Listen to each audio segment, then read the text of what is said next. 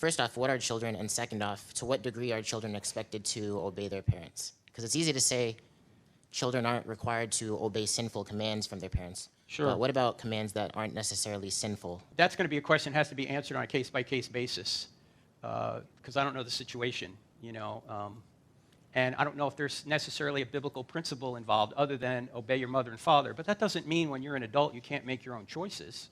Can you imagine, you send a kid off to college and he calls you one night and says, "Hey, Dad, can I stay up past 11?" The father's going to be like, "What are you doing?" You're an adult now. You got to start making your own decisions, right? So if we're going to make mature people, there's got to come a point where the parents pull away their demands and maybe just give advice.